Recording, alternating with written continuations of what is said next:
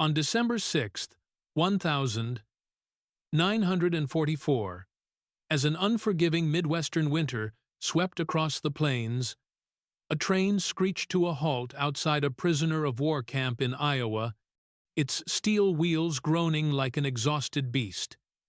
And inside its cold, dim compartments, 50 young German women auxiliaries, nurses, clerks tightened their thin coats and braced for the nightmare they had been promised by propaganda. Americans would spit on them, beat them, strip them, break them.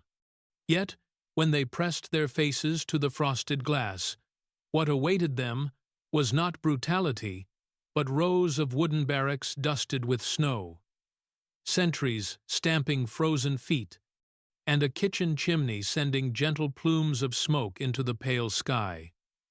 A scene more like farmland than a battlefield, more silent than anything they had seen in years, and that silence frightened them more than threats ever could. Among them was a 2-3-year-old nurse, whose diary would later record only one trembling line: "I stepped onto American soil, expecting chains, but the only weight was my heartbeat." Their boots crunched on ice as they were lined up under English orders repeated politely in German, a confusing civility that clashed violently with the monster image they had been taught. Instead of jeers or blows, they were marched inside a warm barrack, smelling of coffee, real coffee, not the roasted barley substitute they drank back home.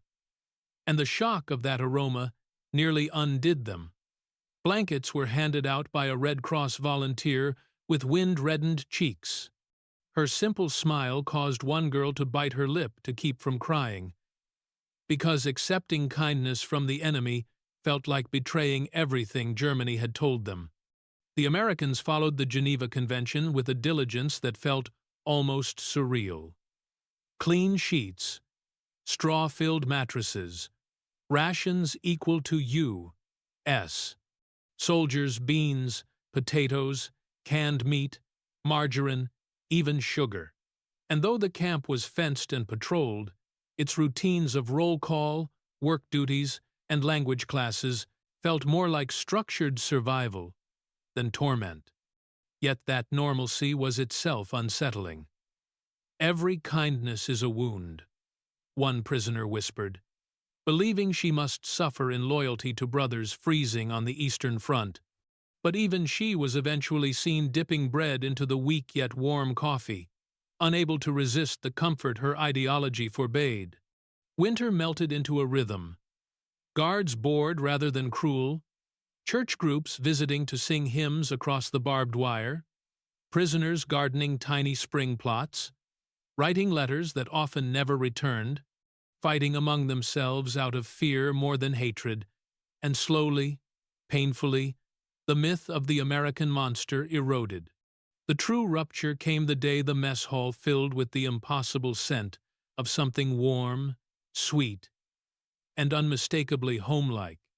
Apple pie, golden-crusted, steaming, dusted with cinnamon carried in by local churchwomen, whose boots squeaked on the floor as they sat down, trays piled high with slices.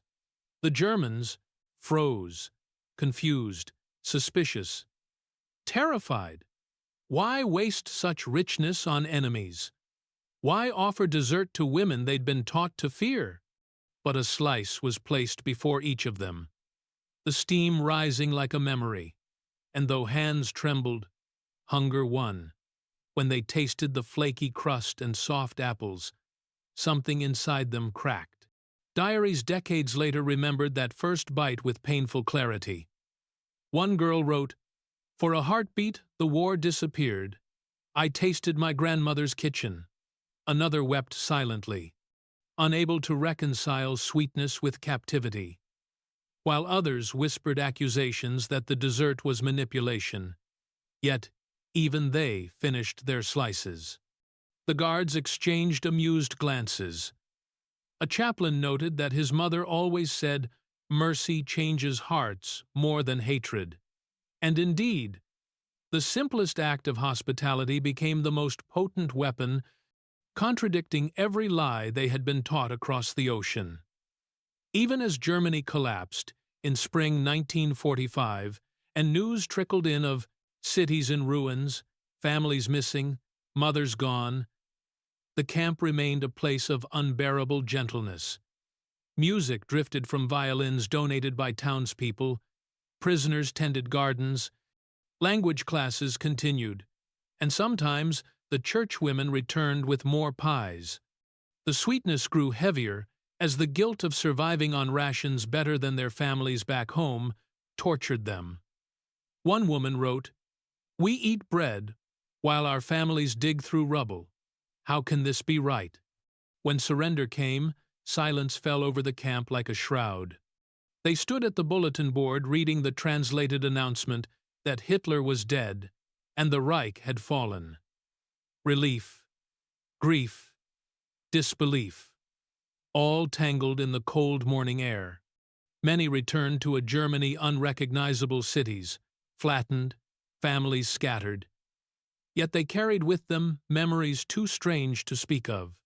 Guards who offered extra sugar, volunteers who smiled shyly, blankets warm from American hands, and the taste of apple pie in the heart of a war meant to destroy them. Some emigrated back to America years later, building quiet lives in the land where they had once arrived as enemies, baking pies in their own kitchens. Others stayed in Germany, but retold the story to their children when the darker memories were too heavy. And across decades, one truth remained.